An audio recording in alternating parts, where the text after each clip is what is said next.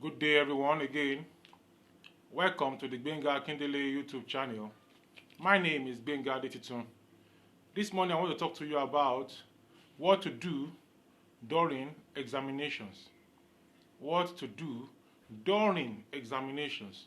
Examinations come to take one from one level to another level, from a lower level to a higher level. I've spoken before about how to study, where to study, and other things you need to do in preparing for examinations. Now the examination time has come and the examination is ongoing. Perhaps one paper was written last week, another paper written yesterday, another paper will be written next week, or as the timetable of the exam goes. What do you do during these times of exam? On the day of exam, what do you do? Now, I've stated before that before the examination, you need to start preparing. You don't need to wait until the day of the exam before you start your preparation. You ought to have been preparing before the time of the exam. So the examination itself should not come as a surprise to you. It should not come as a surprise to you. You should have known that the exam is coming and you will be prepared to take the exam. Now, you have studied for the exam and this is the time of the exam. It has finally come. The timetable is out. Perhaps one or two papers are going to be written this week or next week as the timetable is spread out, as the exam is spread out on the timetable. Now, what do you do during the time of the examination? Number one thing you should do is that you should sleep very well. You sleep very well. Some students will say, hey, there is what they call burning the midnight candle. Yes. I am not saying you should not burn the midnight candle. What I am saying is that you should sleep very well. Sleep very well. You sleep and let your body rejuvenate. Burn the midnight candle, but create time to sleep. Why? You cannot cheat nature. Lack of sleep deprives the brain of vital energy needed for concentration. Lack of sleep deprive the brain of vital energy needed for concentration. Now, if you have been studying from day one of the school session, of the semester, or of the term, or of the time of the course you are taking, and it's now time for exam, and that is when you are now going and you are denying your body of sleep, of adequate rest. In fact, during examination, when you have a paper the following day, you should make sure you sleep very well. You sleep very well, have sufficient rest, that nothing will disturb your sleep. Nothing will disturb your sleep, because it is very, very important. If you don't sleep very well, you may experience fatigue. And fatigue is a kind of tasking of the brain, such that what you have learned all this while, you may not be able to put it down properly. So number one thing you should do during exam is to sleep very well. Number two thing you should do is that you should eat very well. Eat good food. Eat good food. Eat balanced diet. If possible, take bread with tea. Take bread with tea or with egg also, if possible, if you have the resources. Bread, tea with egg. Bread, tea with egg. And let the tea contain sufficient milk. Good milk with either Bonvita or Milo or other things. Don't go and buy Lipton during that time, because Lipton does not contain much nutrients for your body. During the time of the exam, your brain needs good food. It needs good food for it to be at its best performance. So you eat something light and balanced. If you are going to take rice or other carbohydrate, make sure that you also take small proportion of the solid food, and you take appreciable amount of protein in the form of either egg or fish. So you change, in a way, you change your sort of, make your diet better during exam. Remember, you have struggled, you have tried, you have invested so much up to this current time in the examination period. So now is a time for you to reach out and to sit back and to be able to deliver what you have learned properly in the form that it should be. So you should give it all that it requires. Give it your best, and you will see that something good is going to come out of it. Another thing you should do during exam is that anywhere you should take notice of the timetable. Don't go far away from the department or from the area of the exam. Don't disconnect from other people that are writing the exams with you. Don't disconnect from them. Be connected to them. I've heard about students during exam, they say they don't want disturbance, they want to really study, they want to really get prepared. And the exam is set for 12 noon.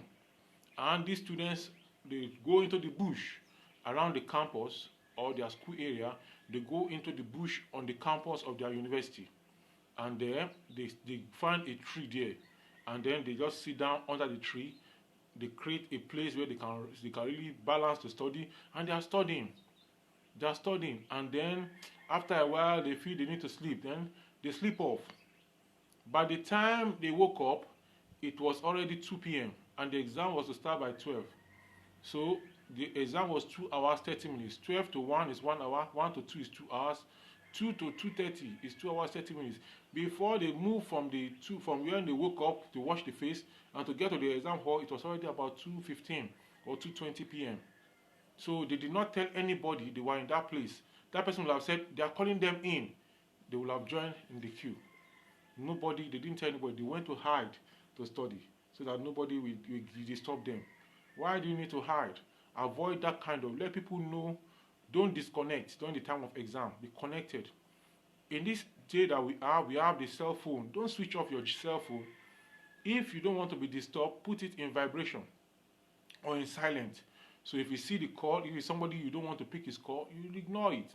And if it's somebody you want to pick the call, you pick it. The time of exam normally change sometimes. Even during the exam, they may change some time schedules. And there are standard ways of communicating this change. They put it on the notice board in the higher institution, or they announce it on the assembly in the secondary schools. Now, if it is placed on the notice board and you have disconnected yourself from the department, you will not be able to get access to the notice board. They will also place it on the departmental WhatsApp.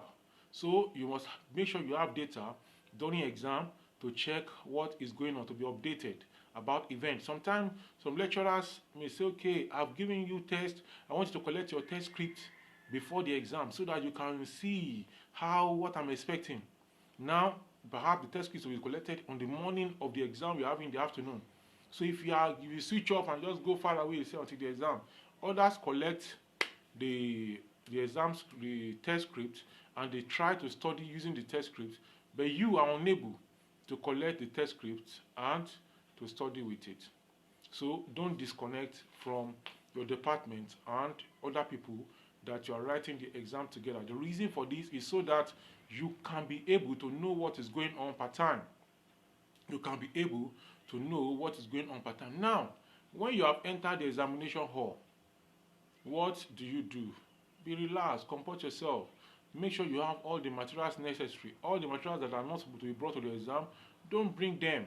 Some students will take their bags to the examination hall and then they'll be told you cannot bring the bag in. Put it outside. They put it outside. Some students complain that they steal their bags. They steal their bags. The instruction clearly stated, don't bring your bags to the examination hall because nobody will watch over it. Then they will not say, hey, somebody security. No, security did not come to watch over your bags. The security provided in the examination hall, perhaps around the examination venue, is not to watch your bags. It's to just, if there's any infraction, to bring copies to book. It's not to come to the exam hall and to be watching over your bag. So be very, very careful of this also. Another thing you have to watch during examination is the timing of the exam. The timing of the exam. You may need to go with a wristwatch. You may need to get a wristwatch which you place on the table so that if you have a five question in the exam and you are given 2 hours, you should know that you have about 2 hours, about 25 minutes to address each of the questions. So that will help you in knowing how to pace your work. Then getting to the exam hall, you see the questions, you don't know the question very well, it's not moving very well, move quickly to the one that you know you can tackle very well. Go to the questions you can tackle very well before you move to the ones that you cannot tackle very well. Tackle the ones that you know very well. Answer those ones first before you move to the ones you don't know. The ones you know very well may be number 5, then number 4, then number 3. You can answer the question in that order. There's no particular order that you must answer one first, 2 first. No. Once you write that this is a number I'm answering, so you write number 5, you answer it. Number 2, you answer it. Number 3, you answer it. Number 4, you answer it. Then you can come back to number 1, which you don't know very well. So you can take your time on that question after you have invested sufficient time in the ones you know first. Definitely the ones you know first, you'll be able to answer them fast. Then you can come back to the ones you don't know very well. Another thing is that the instruction on the exam paper, follow it strictly. Instruction is very important. In some exams, they said answer question 1 and any other 3 or and any other 4. Some students will go ahead, they will not answer question 1, they will answer the other 4.